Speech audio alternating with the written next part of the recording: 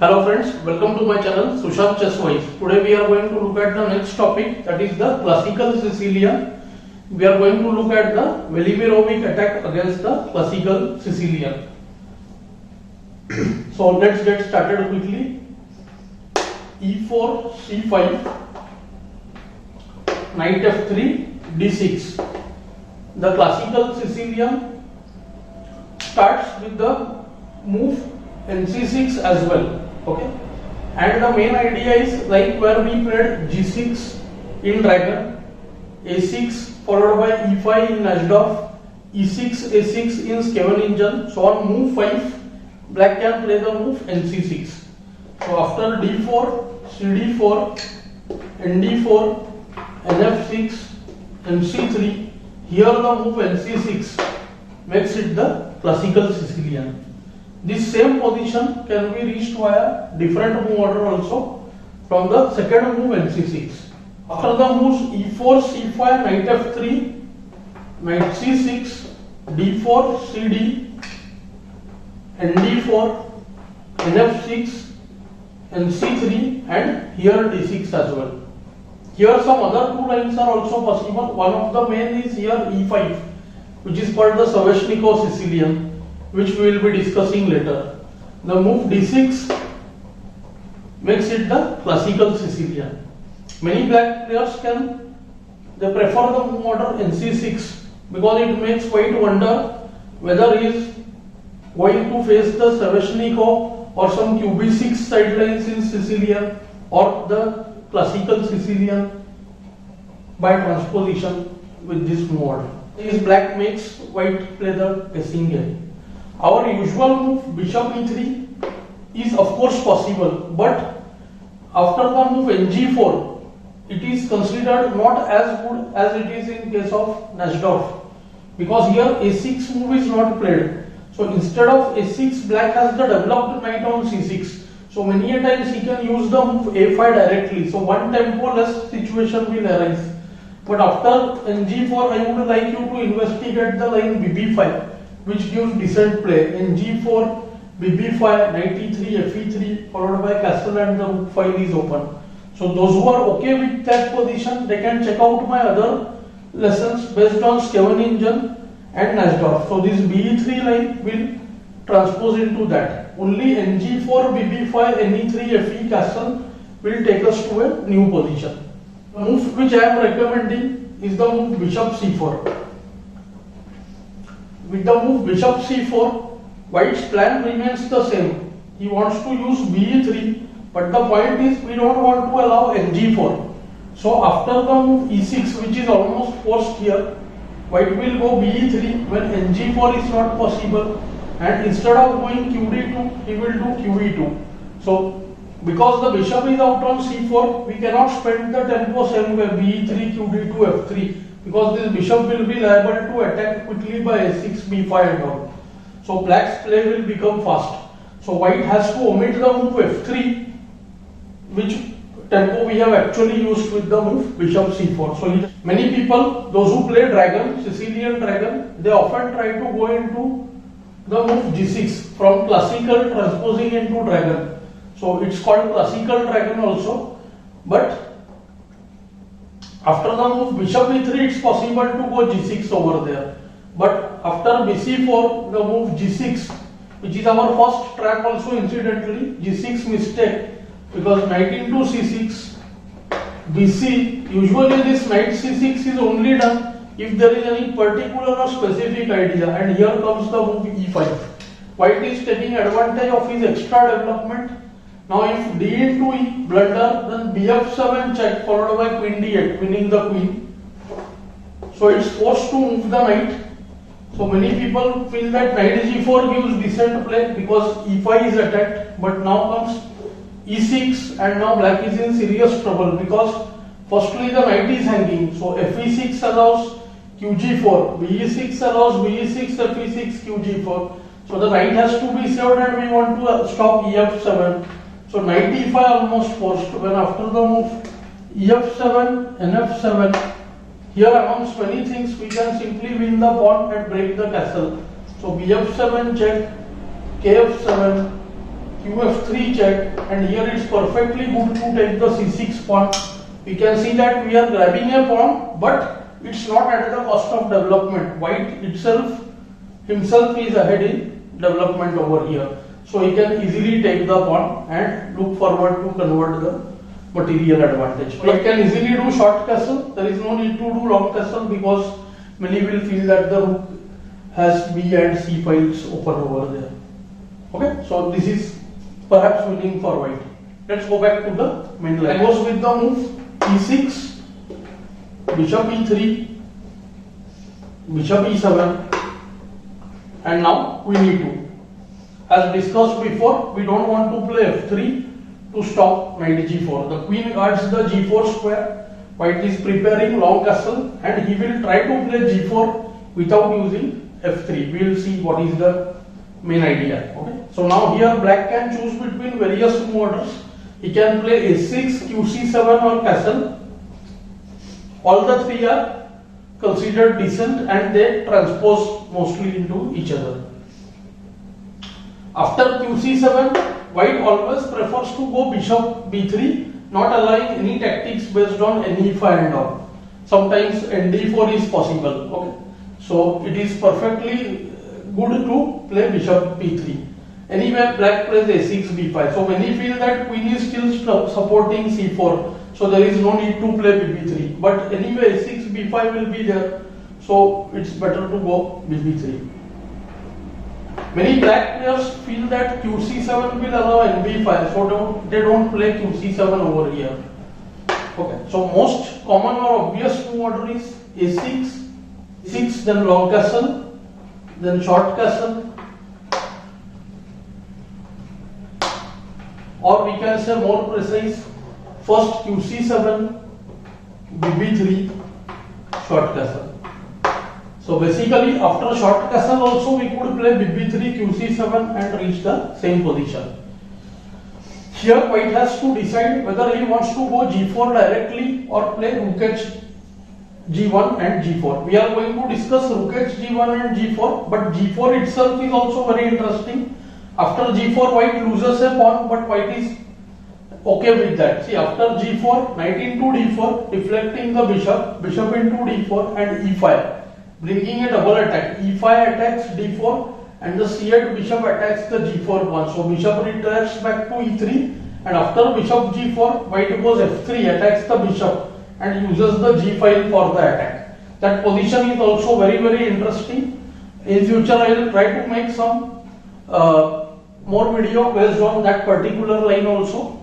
But today's aim is, see, these are the initial chapters, first lesson of classical. So I wanted to make such a line which anyone can play. This Velimirovic attack is one of the sharpest lines of Sicilians, and soon we will see many piece sacrifice happening on d5 and f5 squares. So white tries to make the attack very fast.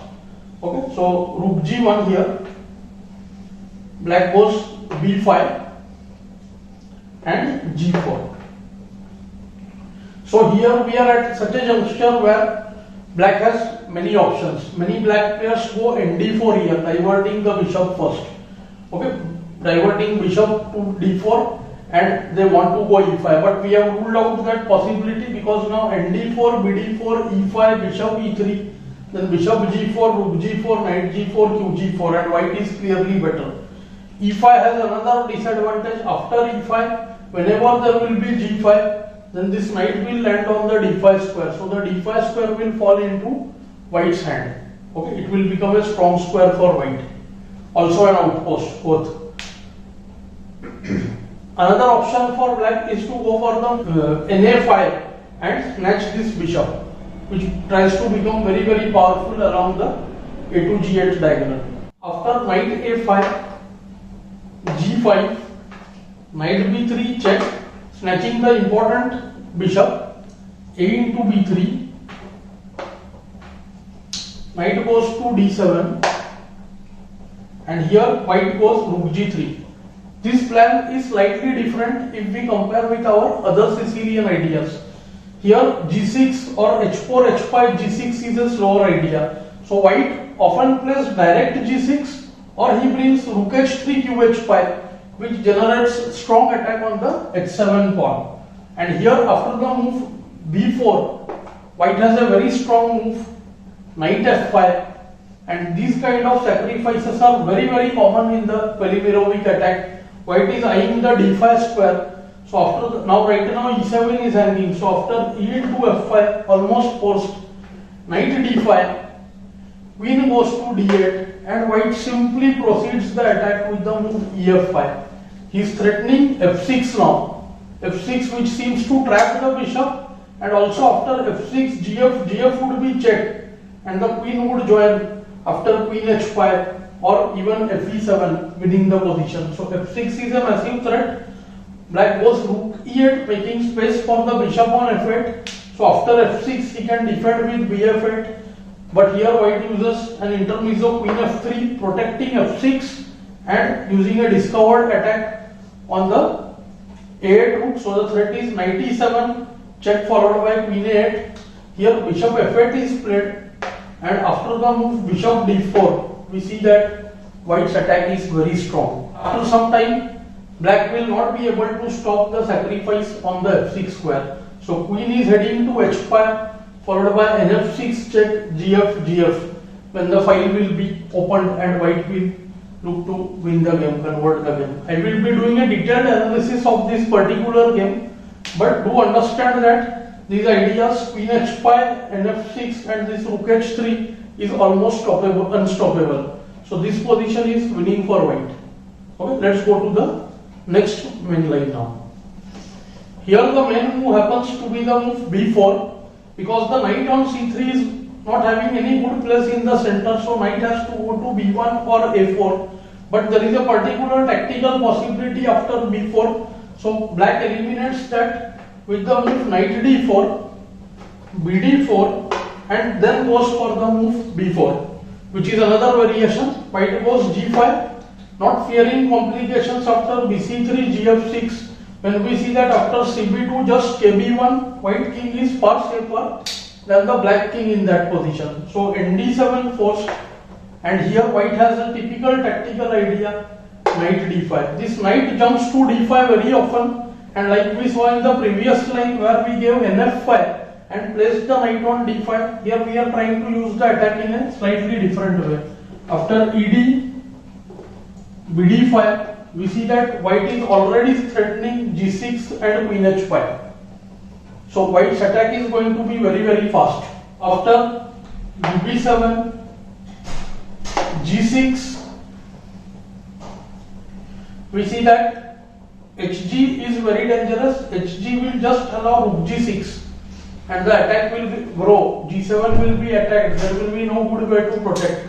See, after the move hg, rook g6, if bf6, then rook g7, bg7 is one possibility, and when the queen can join g4 or rook can join g1.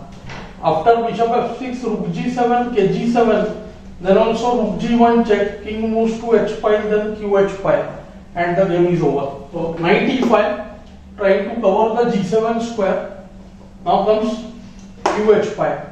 White's attack is very strong and very fast. So now the threat is on f7, because after gf7, knight f7, rook g7 wins. So then h6 move would lose instantly to gf7. So h into g6, rook takes g6. Again serious problems, since if knight takes g6, then qg6, and we see that g7 can't be defended. bf6 just allows bf6. These two bishops are very powerful.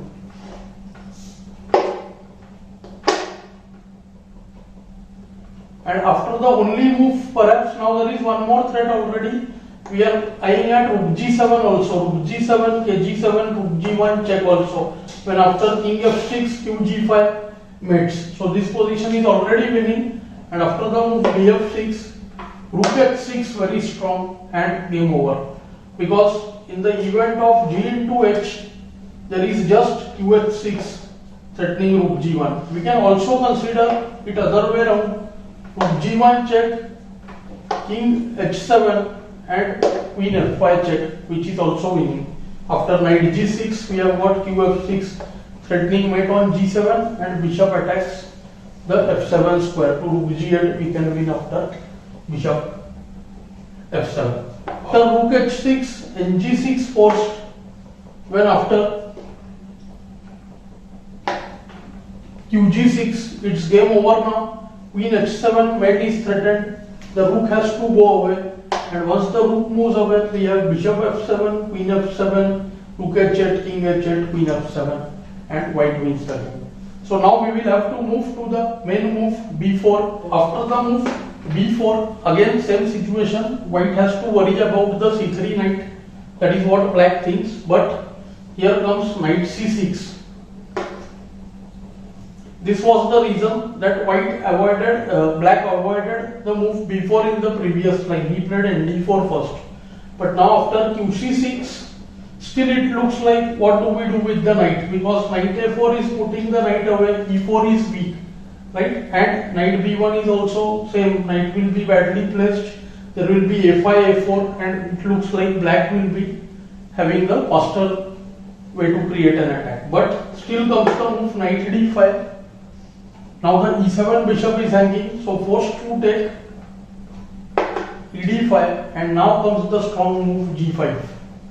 See, black is on the move, black is a piece up, but still white's attack has become very strong. Now the first problem is if knight goes to d7, we can just go bd5 followed by bishop into a8. Knight into e4 happens to be one of the main ideas. If black tries to trade queens and bail out of the position, then after qb5, queen into b5 because queen was attacked, so ab5, gf6, and after bishop f6, bishop takes d5, and we see that now positionally white is clearly better. Black has two doubled pawns here, double isolated pawns. a2 is protected very well by the d5 bishop, and the pawn d6 is also isolated on the open file. So we can say that all the endgames, let's say soon after the move bd4, rook d4, d6 and b4 will come under serious pressure, and white will be able to win at least one pawn. And this position we can say is clearly better, perhaps winning also for white. So qb5 mistake. After knight e4, both has to play the remaining moves very precisely. White goes bd5, black goes queen a4, and white also has to be very careful. One slip and white could also be in serious trouble. For instance, bishop a8 can allow some move like knight c3 here. Well, after bc, we will see that the white king will be stuck and it will get into the mating attack. So, just bishop e4. Now after queen a2, it's possible to take a8. So black goes bishop e6. He is ready to give up the exchange and get some counter play. What should white play here? White has a strong possibility in the move bishop d4, setting a very simple trap. If queen a2, then after queen h5, it is white who is winning the game. Now h6 can allow qh6 also, gh6 also, and after g6 we see the diagonal is weak, so qh6 and it's game over. After f6, bishop into g6 decides the game instantly in white's favor. Many people can fall into this queen a2 trap. The best move is g6, when after bishop a8, rook takes a8, and now the idea a3 makes more sense, because white has taken the exchange, and now after ba3 he goes for the move b3. Note that the d4 bishop is now controlling the a1 square, so after a2 just ba4, queen will be taken, a1 is guarded, and the movement of queen will allow us also free hand. We can just play the move king b1 and king can be safe on the a1 square. So we can say that this position is clearly better for white. It looks dangerous, but soon rook g3 will be used to control b3 and king will be safe on b1 or a2 or a1 squares, and this position is still clearly better for white. So this was our first lesson of the classical Sicilian, where we discussed the Velimirovic attack at a basic level, I would say. In future, of course, I will be making second part of all these Sicilians and we will move forward. I hope you are enjoying these lessons. Do like, share and subscribe the channel. Thanks for your time.